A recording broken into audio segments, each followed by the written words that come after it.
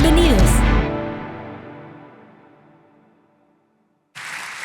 Bendecimos el nombre de Cristo. Damos gracias también a nuestros pastores por este privilegio también de poder estar con ustedes. Vamos en el taller de hoy día, vamos a ver lo que son las finanzas en el hogar. Vamos con la ayuda del Señor. Ahí tenemos unos minutos, así que vamos a tratar de trasladar lo que hemos aprendido durante tantos años a través de la palabra y sobre todo también lo que en la palabra nosotros encontramos para que su vida sea bendecida. Solo 4 nomás, los alcancé a contar. Bien, entonces esta es la agenda que vamos a ver ahora en estos minutos que tenemos. Vamos a ver los ministros de finanzas, que es igual a administración y es igual a mayordomía o mayordomo. El punto 2 que vamos a abordar está relacionado con los principios financieros en el hogar. El punto 3 vamos a descubrir algunos enemigos de las finanzas en el hogar. Recuerden que es un tiempo breve, por lo tanto lo que vamos a ver es algunos enemigos y algunos principios, ¿ya? No todos. Y por último, si nos da el tiempo, queremos hacer una dinámica y alguna sorpresa que tenemos ahí. Así que Dios mediante, comenzamos.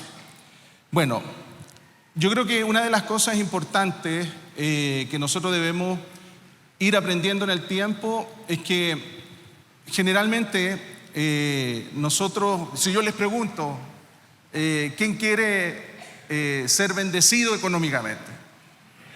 Levante su mano el que quiera ser bendecido. ¿Ya? Ahí hay un síntoma, ¿cierto? Un sentimiento que es el querer. El querer. Entonces, la Biblia nos dice que Dios pone el querer como el hacer, según su buena voluntad. Entonces, ya partimos bien, porque todos queremos ser bendecidos en nuestra área financiera. Ahora, estudiando la Escritura, encontré, yo sé que hay más, pero encontré 4 palabras para decir ministro de finanzas, que es igual a mayordomo y es igual a administrador, ¿ya? Sí, 4 palabras en la Biblia. Entonces, la primera de ellas, no voy a desarrollar el tema, solo me voy a centrar en uno solo, por un tema de tiempo. Y aquí solamente les quiero compartir el mayordomo machal. Ya ahí está el número según la Strong, el mayordomo machal. Y esta pequeña definición que saqué de los diccionarios.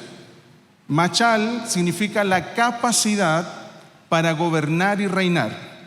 Expresa el gobierno o dominio de una persona sobre otra. Y eso lo pueden encontrar ustedes en Génesis capítulo 24, verso 2.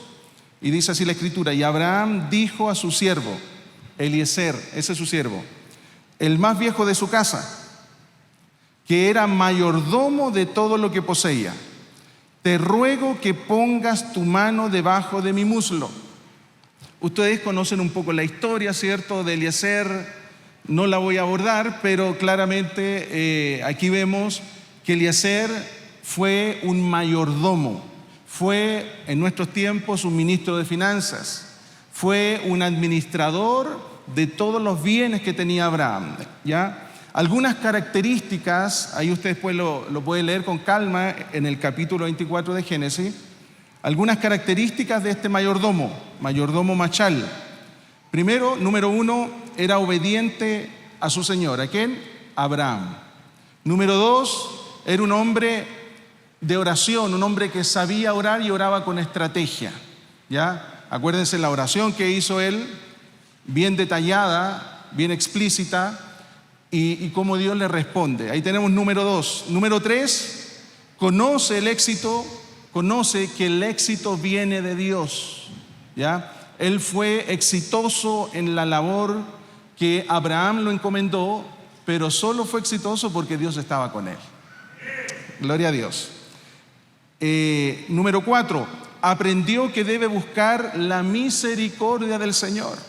Dentro de la oración que hizo este hombre, este mayordomo, vemos que él cuando ora dice: Dios, ten misericordia, ten misericordia. Entonces él aprende que cuando Dios extiende la misericordia, una señal es la respuesta a la oración. ¿Cuántos dicen gloria a Dios? Número 5, tiene claro lo que pide y lo compara con lo que recibe para validar que es Dios que le respondió. Esto es muy importante, sobre todo en las oraciones, ¿ya?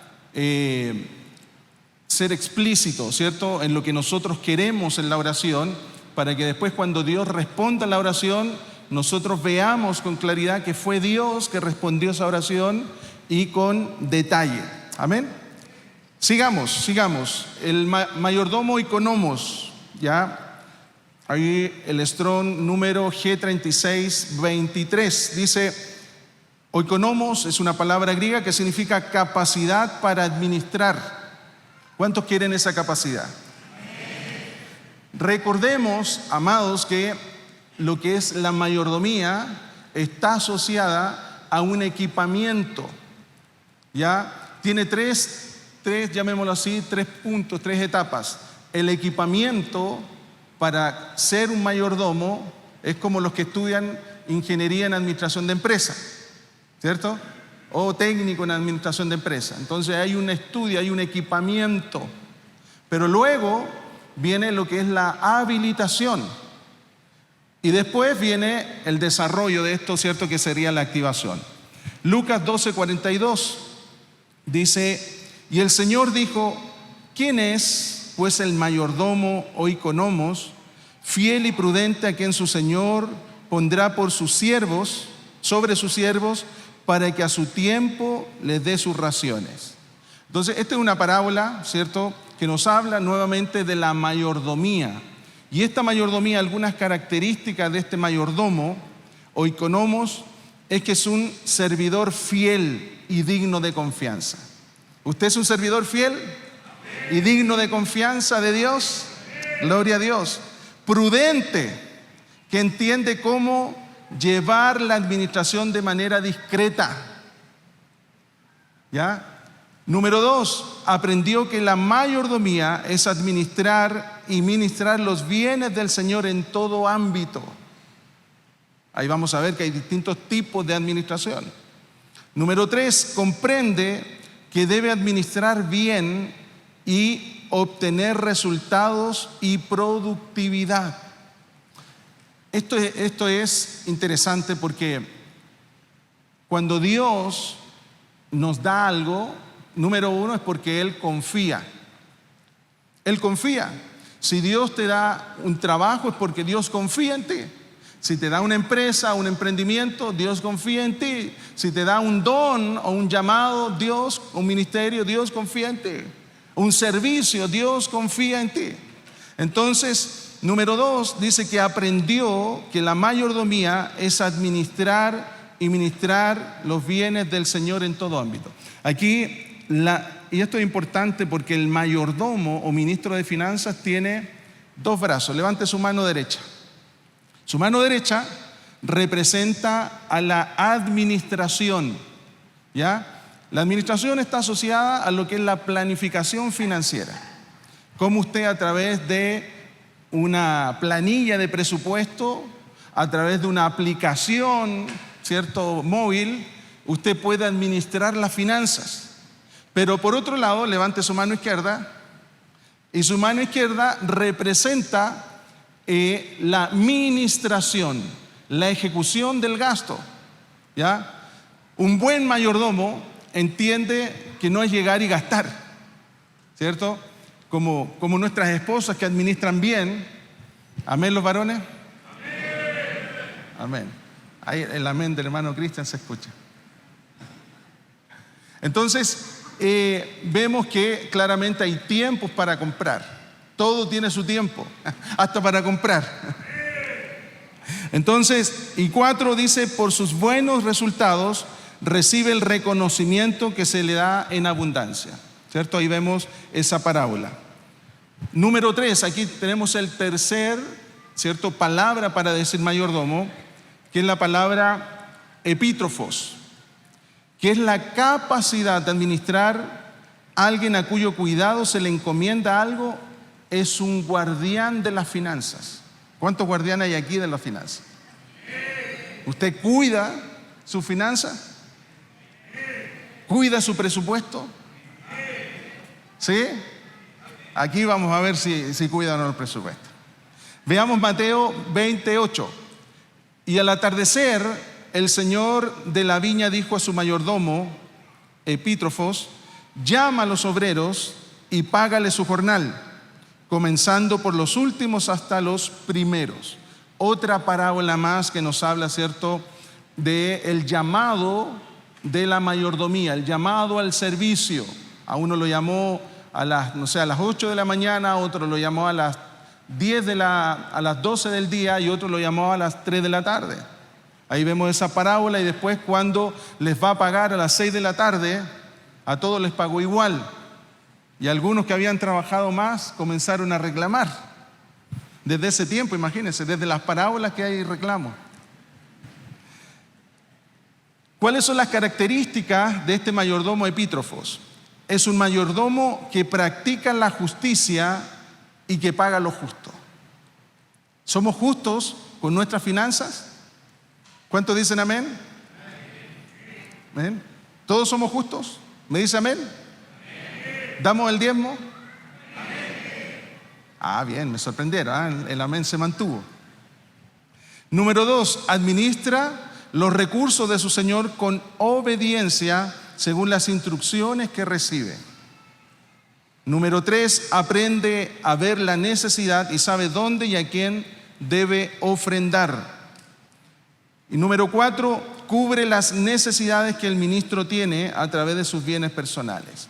Es importante entender que el tema de administración de finanzas es una habilitación que viene de Dios.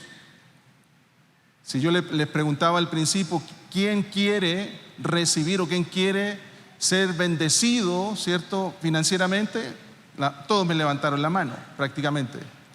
Pero otro punto diferente es alcanzar un nivel de mayordomía, convertirnos en un ministro de finanzas, en un administrador de Dios, de los recursos espirituales y terrenales que Él pone en nuestra mano.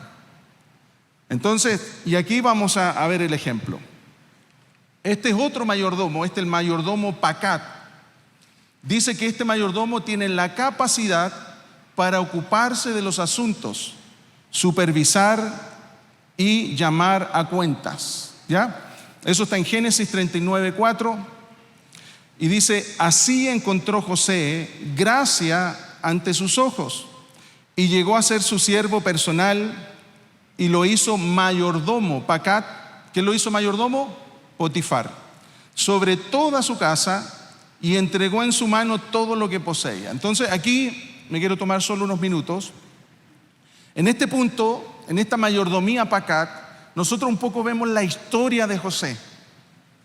José, ¿cierto?, comienza en cierto modo con sueños. Comienza a soñar. José era un soñador, ¿cierto? No entendía en cierto modo cuál era la interpretación de los sueños. Sin embargo, su padre se la entrega. Y ahí es donde nosotros vemos, por ejemplo, que José fue vendido por sus propios hermanos a los madianitas, vendido como esclavo. ¿Se acuerda de la historia? ¿Me dice amén? ¿Quién se acuerda? Gracias. Entonces, luego lo llevan a Egipto, y fue Potifar, un general, ¿cierto?, que lo compra del ejército de Faraón, lo compra y lo convierte en su esclavo. La historia nos habla que es impresionante la vida de José. La historia nos habla que José dice que habían dos cosas que tenía José, y estas dos cosas son fundamentales para que nosotros podamos alcanzar este nivel de mayordomía. Número 1, dice que Dios estaba con José. Número 1. Y lo segundo que dice la Escritura, que la gracia de Dios estaba en José. la gracia de Dios y Dios, el sello. Entonces vemos que José comienza a recibir responsabilidades de parte de Potifar, y José comienza a desarrollar esas responsabilidades, esas tareas, bendito sea el Señor, de manera eficiente, de manera efectiva. Potifar le empieza a poner el ojo, es como pasa en la empresa, ¿cierto? Cuando uno de los colaboradores comienza a trabajar y bien, y empieza a sobresalir, y sale de la media, ¿cierto? Porque la mayoría hace lo que el contrato le dice, pero son poquitos los que sobresalen y dan valor agregado, son poquitos. Y José comienza a sobresalir de la línea, de la media de los siervos, de los esclavos, y él comienza a ser eficiente, a ser efectivo, a dar ideas. Su padre Jacob le enseñó muchas cosas a José, y él comenzó con la sabiduría que Dios le había dado, y porque Dios estaba con él, comenzó a desarrollar todo eso. A tal punto que de esclavo José se convierte en un hombre próspero. Porque Dios, dos cosas, Dios estaba con él y, ayúdeme, la gracia de Dios estaba con él. Luego que fue hombre próspero, que es lo que vemos en la Escritura, dice que fue siervo personal, asciende, es promovido, aprobado y promovido a siervo personal de Potifar. Y por último lugar, nuevamente dice que Dios estaba con José y la gracia de Dios estaba con José. Ese es el sello de José. Entonces, y luego dice que Potifar lo toma y lo promueve nuevamente y lo hace mayordomo de su casa y de todo lo que tenía en el campo. Solo Potifar se encargaba de traer el pan a la casa. Qué tremendo, hermano, qué nivel de evolución de la vida de José. Entonces ahí vemos donde hay algo extraordinario, pero la historia no se queda ahí. La historia dice que hay un acoso, ¿cierto?, laboral, el primer acoso laboral que vemos en la Biblia, o uno de tantos, y ahí es donde él es perseguido y puesto en la cárcel injustamente. Pero dice que en ese lugar, nuevamente, el encargado de la cárcel le da a José la administración de la cárcel. Qué tremendo, hermano. Un mayordomo de Dios, donde quiera que esté, hace que las cosas funcionen, las ordena, aleluya, hace que las cosas produzcan y se multipliquen. Ese es un mayordomo de Dios. Y dice que Dios extendió luego del clamor de José. Pasa por ahí el copero, el jefe de los coperos, pasa por ahí el jefe de los panaderos, y pasan 2 años y ellos se olvidaron de José porque él le había revelado el sueño, unos sueños que tenían. Entonces, ¿qué ocurre ahí? Y luego dice que Dios extendió la misericordia sobre José y en un día lo saca. Aleluya. En un día lo cambia de estado. Lo que había perdido, lo había perdido todo, llegó al grado de mayordomo, luego lo pierde todo, y Dios en un día se acuerda de él, extiende su misericordia y lo saca de la cárcel para llevarlo delante de Faraón. Le pone calzado nuevo que habla del caminar, le pone vestidura nueva que habla de la cobertura, y le pone anillo que habla del sello en sus declaraciones. Entonces vemos que José comienza, aleluya, una nueva etapa en su vida y llegó a ser padre de Faraón y gobernador de todo Egipto. Gloria a Dios. ¿Cuántos imaginan que pueden alcanzar ese nivel de Dios? ¿Se da cuenta el proceso evolutivo? Tal vez usted me dice: yo soy recién hombre próspero, mujer próspera, pero yo te invito a ponerte de pie. Vamos a hacer una oración y vamos a orar al Señor. Dame unos minutos para orar por ti, para suplicarle a Dios que Él pueda, así como estas 4 mayordomías, Dios pueda equiparte con la palabra, pero a través del Espíritu Santo le vamos a rogar para que Él pueda venir a tu vida, aleluya, y habilitarte en esto. de pie, levanta tus manos y déjame hacer una oración. Padre, en el nombre de Cristo Jesús, por esta palabra, Señor, que es espíritu y es vida. Señor, venimos declarando junto a mi esposa, Señor, en el principio del acuerdo, y nos ponemos de acuerdo con tu palabra, Señor, para que extiendas tu misericordia sobre tus hijos e hijas en este templo, en la casa de Dios. Señor, extiende tu misericordia para que cada uno de ellos pueda alcanzar este equipamiento y la habilitación para ser mayordomo, para ser un ministro de finanzas, para ser un administrador de los bienes de Dios. Aleluya, en el nombre de Jesús. Amén. ¿Cuántos lo reciben? ¿Lo creen? Bueno, siga orando en esa dirección. Dale un aplauso a Dios. Cierro con esto. Somos administradores, miren, Isaías 60:16, administradores de la paz. 1 Corintios 4:1, somos administradores de los misterios de Dios. Mire qué grande, no solo finanzas. 1 de Pedro 4:10, somos administradores de la multiforme gracia de Dios. Y Malaquías 3:10, somos administradores de los diezmos que abren ventanas con puertas en los cielos. Aleluya. ¿Cuántos dicen aleluya? Gloria a Dios. Aleluya, gloria a Dios. Damos gracias al Señor porque estamos aprendiendo y estamos siendo equipados. Amén. Vamos a continuar con los principios financieros en el hogar. Así que yo quiero que ponga atención porque esto es la base de su matrimonio, y si no está funcionando su matrimonio en el área financiera de acuerdo a la palabra, usted tiene que poner atención y tiene que determinarse a no continuar igual, sino que recibir la palabra del Señor. Amén.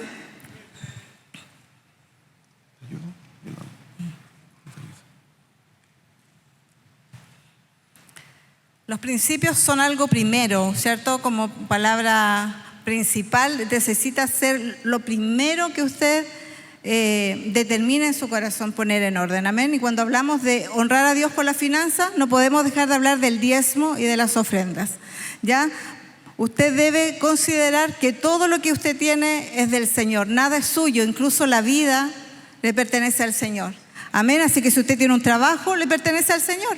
Si a usted se le abrió una puerta laboral, de estudios, todo es de Él, no nos pertenece nada a nosotros. Por eso que nosotros debemos entender que debemos honrar al Señor con lo que Él nos ha dado. Y Él nos ha puesto en la palabra ese despojo del 10% que nosotros le entregamos, que es de Él, pero lo apartamos para la casa del Señor. Amén. Ahí en Malaquías 3:10, traed íntegro el diezmo para los fondos del templo y así habrá alimento en mi casa.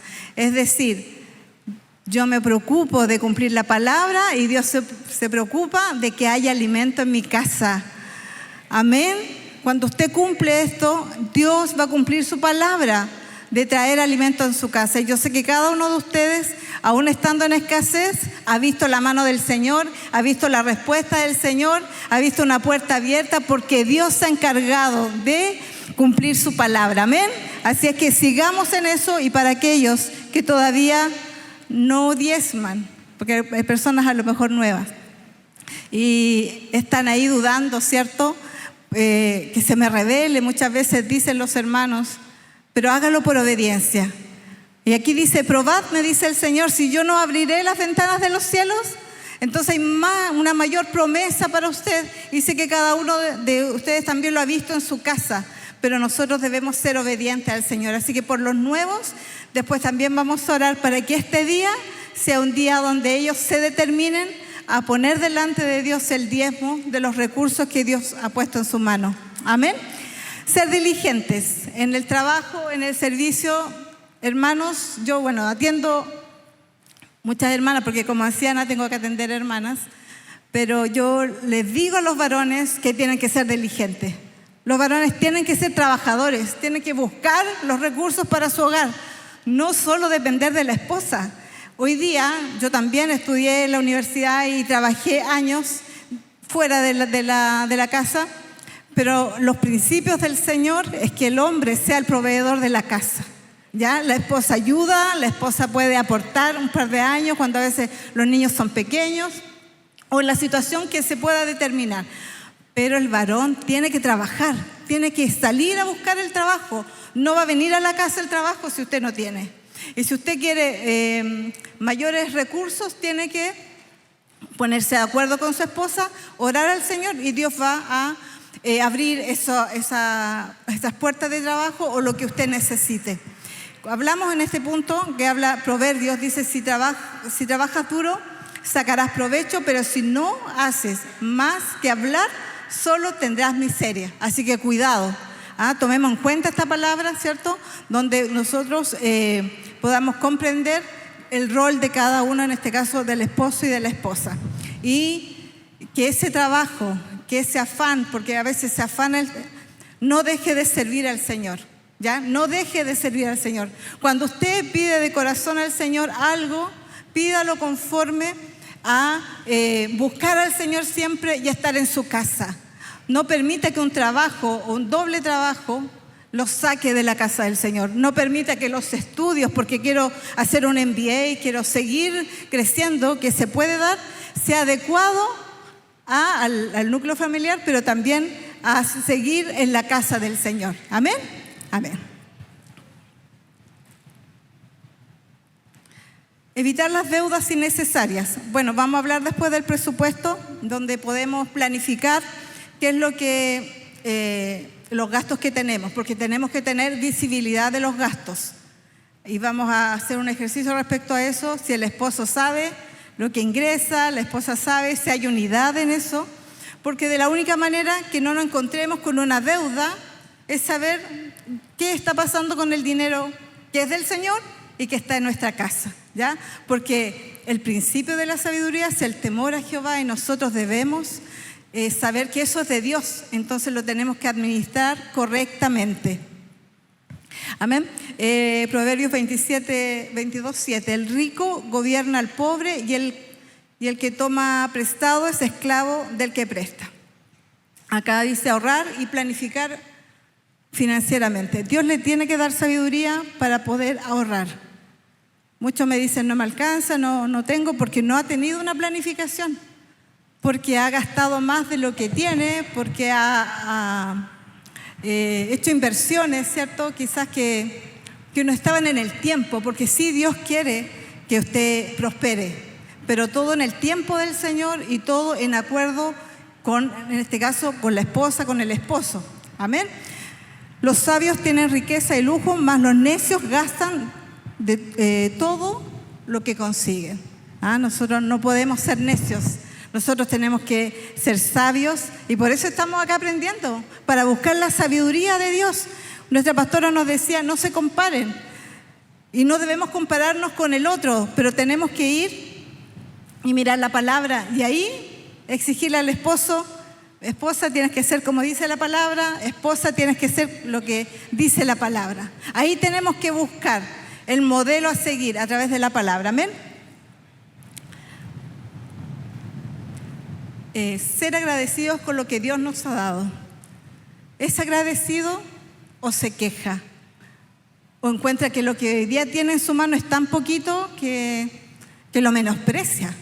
Pero ¿qué nos dice la palabra? Que si somos fieles en lo poco, Él en lo mucho nos va a poner, nos va a colocar. Entonces es importante que nosotros veamos la situación, la presentemos delante del Señor. Si hay un tiempo de escasez, si hay un tiempo difícil, una prueba, podamos ir al Señor, pero pedirle al Señor, Señor, con gratitud, porque muchas veces han sido nuestros errores, muchas veces han sido nuestras malas decisiones, nos apresuramos en los tiempos, pero qué importante sería que nos humilláramos al Señor, que nuestro corazón se humillara, nos rindiéramos al Señor y dijéramos, Señor, aquí estoy, hazme de nuevo. ¿Quién quiere cosas nuevas en este día? ¿Quién quiere cosas nuevas en el área financiera? ¿Quién quiere comenzar de cero con una planilla y decir, Señor, yo quiero que tú me prosperes de acuerdo a los principios de la palabra? Amén. Yo recuerdo cuando nosotros nos conocimos hace años atrás, yo llevaba un cuadernito con todos mis gastos, ¿ya? Yo estaba haciendo la práctica y tenía un pequeño ingreso y ahí yo anotaba y ya justo ese año había conocido al Señor, así que lo primero que puse fue el diezmo.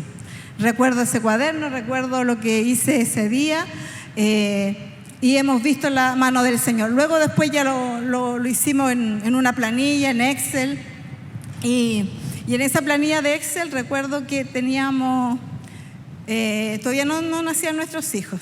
Entonces nosotros dijimos, ya como en 5 años más, si el Señor lo permite, vamos a planificar, y ahí pusimos gastos de los hijos, después más adelante poníamos gastos de colegio en una planilla y orábamos al Señor. Y lo que le poníamos a esa planilla eran palabras, poníamos declaraciones, decíamos, Señor, tú vas a cumplir, tú nos vas a sustentar, y el Señor ha sido fiel. Mis hijos terminaron de estudiar, y vi cómo esa planilla el Señor la respaldó con la fe. Entonces lo que tiene que usted hoy día tener es fe.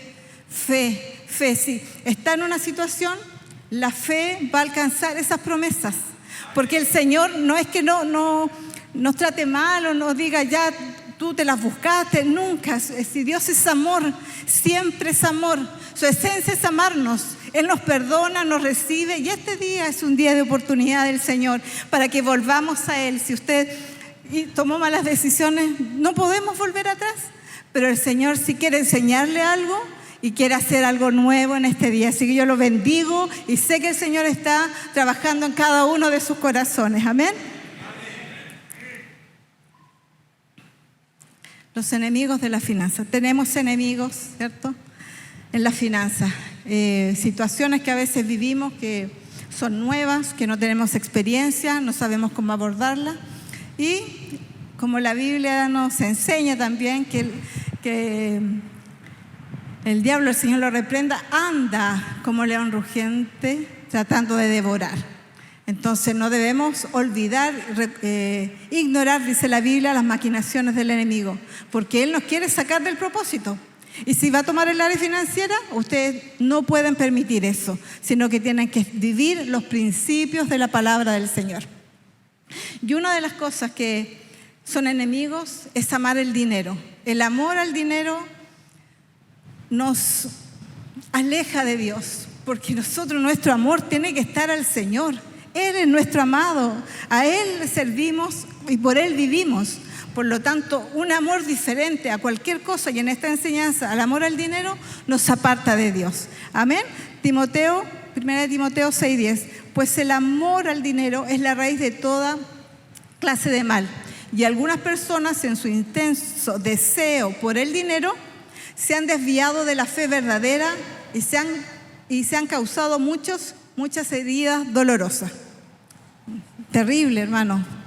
Lea eso y diga, yo no quiero eso para mí, para mi familia, para mi casa. Yo no quiero eso, Señor, yo quiero tu bendición. Y la bendición de Dios es la que trae sobre usted paz, y lo vamos a ver más adelante.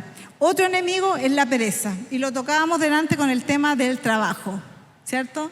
Que los hombres sean, aquí van a ver esta casa, hombres trabajadores que se levanten muy temprano y que puedan llevar lo que su familia está necesitando. Y Dios lo va a sustentar, Dios los va a ayudar, le va a dar las fuerzas que necesitan.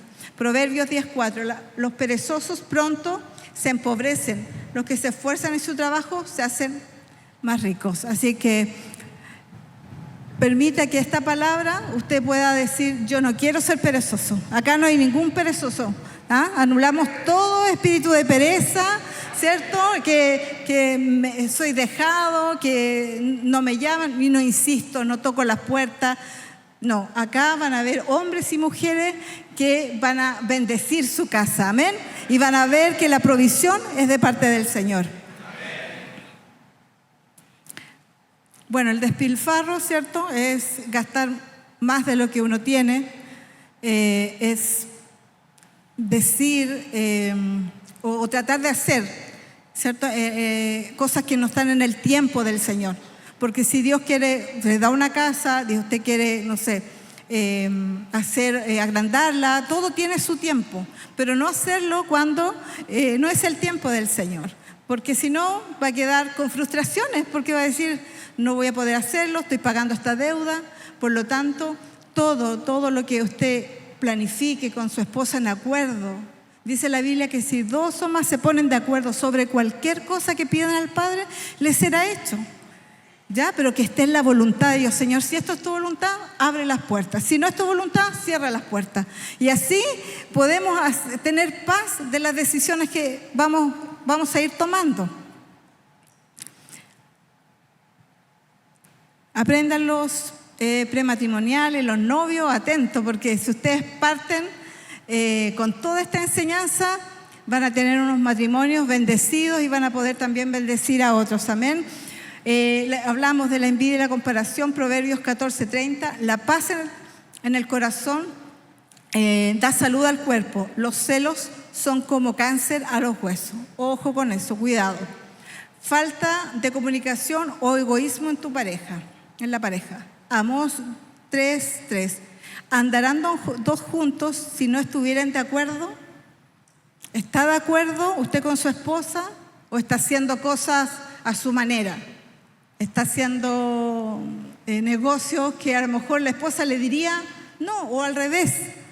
¿Qué está en esta comunicación? No, yo me voy a quedar más horas en el trabajo, pero tienen que ir siempre a la raíz cuando estén pasando escasez, cuando estén pasando una necesidad, poder ministrarse, porque la multitud de consejos es sabiduría y usted puede a veces abrir su entendimiento y no veía las cosas como lo estaba viendo, como todo negro.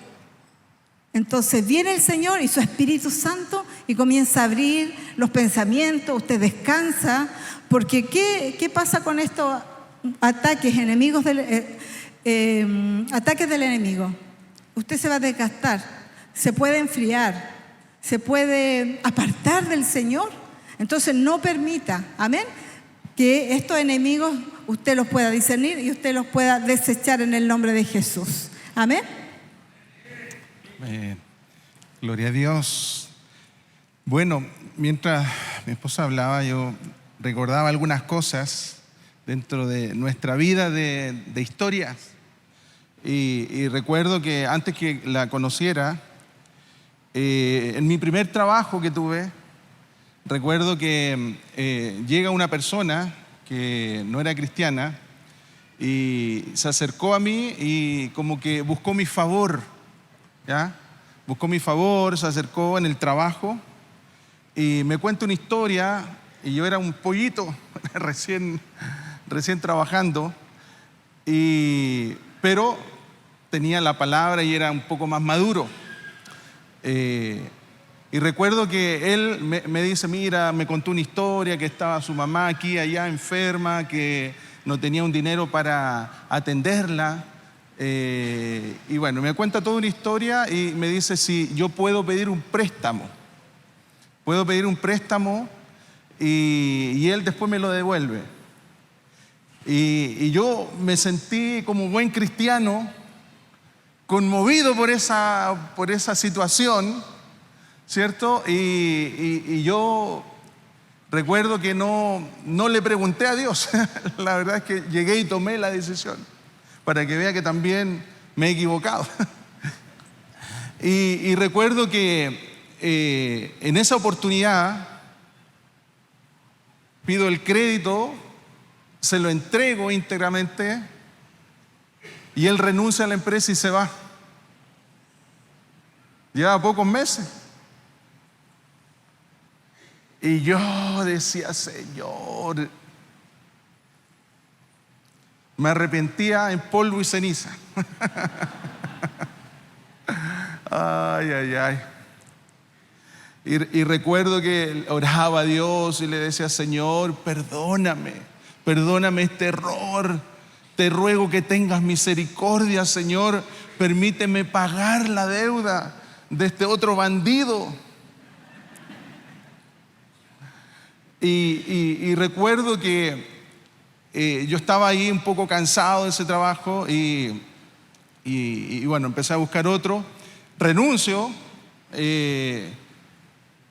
y resulta que en ese tiempo, estamos hablando de hartos años atrás, el finiquito, y yo le pedí al Señor, permíteme, Señor, que el finiquito me alcance para pagar la deuda en que sea, y no quiero quedarme con deuda. Y va a creer, hermanos, que Dios, aún en mi desgracia, Dios me socorrió y tuvo misericordia, y el finiquito que me dieron era el mismo monto que yo le debía en ese crédito. Sí, gloria a Dios, pero quedé sin ni uno. Yo en ese tiempo vivía solo, yo arrendaba. Imagínense la responsabilidad que tenía, solo. Pero aprendí y dije, Señor, nunca más en mi vida tomo una decisión que no esté de acuerdo a tu palabra. Porque sufrí, estaba solo y sufrí con esa situación por una mala decisión, por no pedir consejo, por no preguntarle a Dios o a su palabra.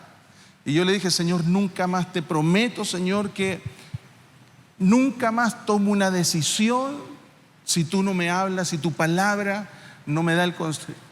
Bueno, después fui creciendo, pasaron muchas cosas, conozco a mi esposa, entre todo eso empecé a trabajar en otra empresa, ella también estaba, los dos estábamos trabajando, aportábamos para el hogar, y Dios le habla a ella y le dice, ¿sabes qué? Dios me habló y Dios me habló que tengo que quedarme en la casa cuidando a los hijos, formando y cuidando a los hijos. ¿Qué? Le dije yo. ¿Qué? Le dije yo. Tantos años en la universidad estudiando. Mire lo que yo le dije. Ay, Dios mío. Y yo me acuerdo que le dije, pero tantos años estudiando, mira tu carrera, tenías proyección y todo, le iba muy bien. Sí, pero Dios me habló.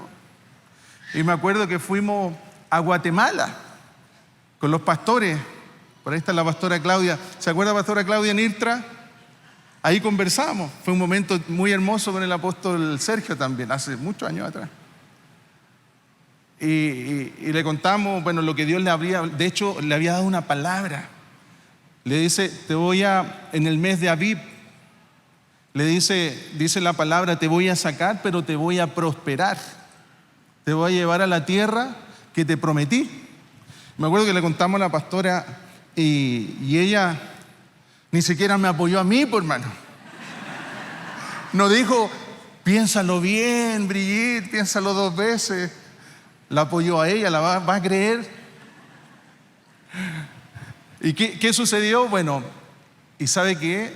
Tomamos la decisión, ella renuncia a su trabajo.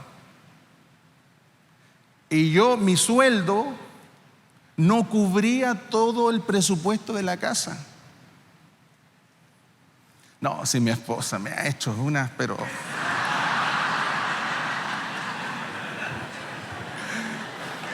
Me ha lanzado casi al precipicio. En fe, sí, en fe. Entonces, ¿y saben qué? Y oramos y creímos la palabra, lo que Dios le había hablado. Dios me confirma a mí, nos da una palabra, nos confirma con la pastora, me acuerdo. Y ¿saben qué? Yo justo cierro un proyecto, un contrato, y ese contrato a la semana siguiente mi esposa renuncia. A la misma semana recuerdo que me llega la aprobación de ese contrato y comenzaba a regir a fin de mes, y ese contrato cubría todo el ingreso que ella generaba para el matrimonio. ¡Wow! ¡Qué tremendo, tremendo! Entonces, vemos la misericordia de Dios de movernos en función de los principios del reino. ¿Se acuerdan que yo le dije al Señor cuando me pasó esa situación ahí de ese crédito y de ese engaño, de esa estafa? Me acuerdo, pero no trae dolor, que quede claro.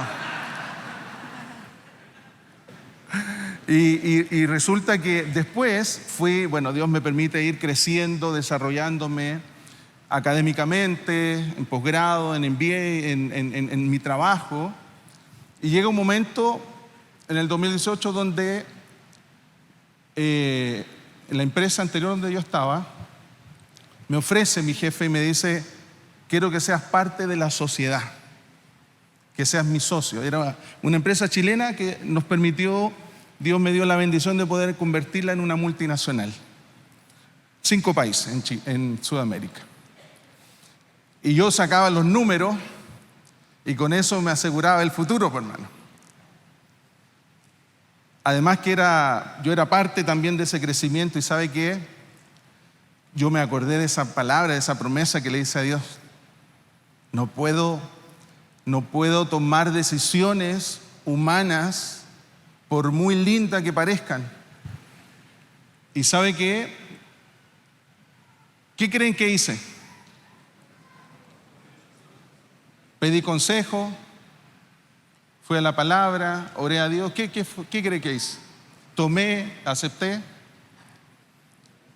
En mi corazón ya estaba la palabra: no te asocies con el impío.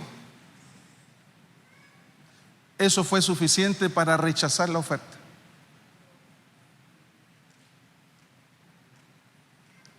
La otra historia se la cuento después, en otra oportunidad. No, y ahora el Señor nos permite poder tener nuestra propia empresa y poder honrar al Señor con todos los bienes. Amén. Entonces, todo esto, ¿por qué les comento esto? Porque sé que esto trae fe. Estos días hablábamos, el Señor me permite predicar el domingo en la tarde, y ayer me contaron un par de testimonios, porque hablamos sobre lo que es el Shemitah. Entonces hablamos del perdonazo, de perdonar la deuda. Y me contaba una hermana que a ella le sucedió que en su trabajo la evaluaron, hicieron la evaluación de la empresa. Solo 2 personas fueron las que recibieron la mejor evaluación, y una de ellas fue ella. Eso le significa a ella un bono muy lindo, ingresos mayores. Y luego me cuenta otro testimonio de otra hermana, y que venía hace poquito a la iglesia. ¿Era primera vez o no? Bueno, hace poquito, y resulta que escuchó la palabra y pasó adelante por fe cuando dimos el pan que imparte vida. Y ella creyó en la palabra del Señor, y tenía una deuda importante. Y luego pasa adelante, recibe la palabra, es ministrada, y al otro día Dios hizo un milagro y su deuda Dios la pagó. Entonces, hay cosas que Dios hace de manera sobrenatural, pero hay otras que requieren nuestro esfuerzo. En la mayordomía esto no es soplar y hacer botella, hermano. Esto se requiere una disciplina en la palabra, en el estudio, en buscar a Dios, en ser ordenado con las finanzas. Porque hay muchos enemigos. Mi esposa lo decía: miren todos los enemigos que habían, y miren lo que provocan. Estos son los síntomas de la opresión financiera. Fíjense que hay 3 columnas, 4, pero las 3, una habla de depresión, la otra de estrés y la otra de ansiedad. La depresión nos habla del pasado, el estrés nos habla del presente, y la ansiedad o crisis de ansiedad nos habla del futuro. Fíjense la naturaleza. La depresión es el estado de ánimo bajo y persistente. El estrés es la respuesta al exceso de presión o demanda. La ansiedad es el miedo o preocupación excesiva. ¿Cuáles son los síntomas para la depresión? La tristeza, la fatiga, la desesperanza. Los síntomas del estrés: la tensión, el agotamiento, la irritabilidad. Los síntomas de la ansiedad: el nerviosismo, la inquietud, la taquicardia. Entonces, ahí están las causas y la duración. Entonces, cuando nosotros venimos, yo les hablaba ahí sobre la viuda. La viuda, su esposo murió, imagínense una pérdida de su esposo, y luego al día siguiente viene el acreedor y le dice: me voy a llevar a tus hijos porque tienes que pagar una deuda. Imagínense, pobre mujer. Entonces vemos nosotros que claramente hubo algo en ella. Pero fue al profeta, al ministro de Dios, y el ministro le da una palabra, le da una idea, le dice qué hacer. Y esa mujer hace todo lo que el ministro le dijo, lo que el profeta le dijo, siguió al pie de la letra, obedeció a la palabra. Y luego cuando ella vende todo lo que tenía, es decir, tenía un poco de aceite, entra en su habitación. Usted conoce la historia, vino algo sobrenatural. Bendito sea Dios, gloria a Dios por eso. ¿Y qué ocurre? Se acabaron las vasijas y cesó el aceite. Luego va a vender las vasijas a sus vecinos. Y el profeta le dice: vas a vender y vas a pagar tu deuda y vas a vivir tú y tus hijos con lo que quede. Esas son promesas de Dios. Eso nos habla de la libertad que viene, aleluya, por la palabra. Pero hay otras formas. Cuando Jesús, por ejemplo, en Getsemaní, que habla de prensa de aceite, dice la Escritura que Jesús previamente le dijo a sus discípulos que tenía miedo, terror, porque iba a morir. Mi alma está angustiada hasta la muerte.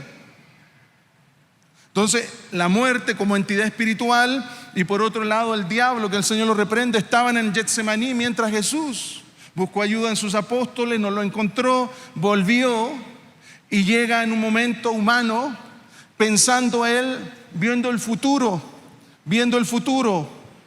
¿Cuál era el futuro? Que iba a ser torturado, iba a ser llevado, iba a ser torturado, iba a ser crucificado en la cruz, iba a descender al infierno, al lago de fuego, ser quemado por completo, en lo que conocemos como el holocausto de Cristo. Todo eso estaba en la imagen de Cristo. ¿Y qué ocurrió? En el presente le vino un estrés grande, una tensión, un agotamiento vino en él. Dice que grandes gotas de sangre caían sobre la tierra. Su sudor era como grandes gotas de sangre. Entonces, y vio la ansiedad y le vino una crisis de ansiedad de tal manera a Jesús el hombre, no estamos hablando del Hijo de Dios, Jesús el hombre, que él dijo: Padre, pasa de mí esta prueba, pasa de mí esta copa. Pero ¿qué hace el Padre viendo la necesidad de Jesús? Gloria a Dios. Envió un ángel. El apóstol nos hablaba de los ángeles. Y vino un ángel y ministró a Jesús. Gloria a Dios. Lo fortaleció. Y luego Jesús dice: Padre, pero no se haga mi voluntad sino la tuya. Gloria a Dios. Y yo vengo en esta tarde ya a ministrar sobre tu vida. Te quiero invitar que te pongas unos minutos de pie, porque las finanzas, los opresores, los enemigos de las finanzas, definitivamente pueden traer de tu pasado recuerdos de registros que tomaste malas decisiones, que esas malas decisiones te llevaron, aleluya, hoy en día a estar y que perdiste tu casa, tu vehículo o tu empresa o tu trabajo. Y hoy estás pasando un momento de tensión, un momento de estrés. Pero adicionalmente miras el futuro y lo ves con ansiedad. Y ha venido de repente ese taquicardia. Y ha venido a tu pecho, a tu corazón, la angustia, el temor. Y yo quiero ministrar junto a mi esposa esta palabra. Son síntomas, son enemigos, pero bendito sea el Señor. Tal vez tú no sabes qué hacer frente a esta situación que estás viviendo, financieramente o de otra índole. Pero yo te quiero decir, bendito sea Dios, que su Espíritu Santo está con nosotros. Gloria a Dios.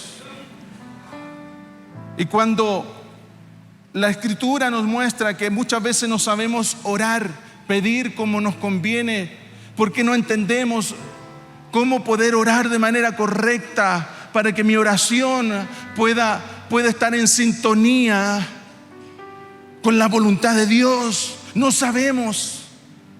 No lo sabemos y pedimos, Señor, líbrame de mi jefe, de mi compañero que me hace la vida cuadrito. Líbrame, Señor, esta deuda que tengo, no sé cómo pagarla. Entonces vemos en las Escrituras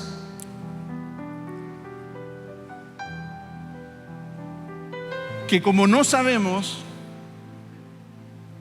dice que el Espíritu nos ayuda en nuestras debilidades. Aleluya, bendito sea el Espíritu Santo, dice una versión. Nos ayuda en nuestra debilidad para orar correctamente, de acuerdo a la voluntad de Dios.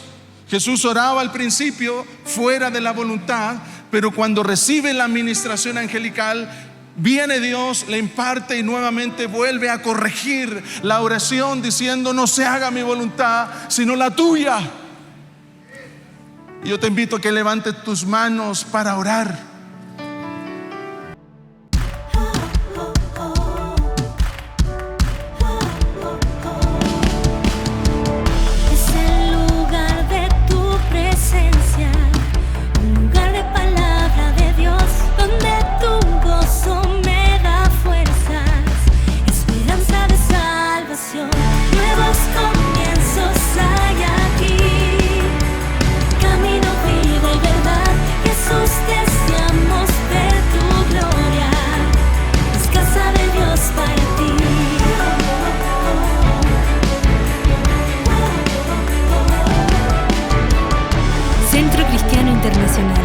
Un lugar donde creemos en nuevos comienzos.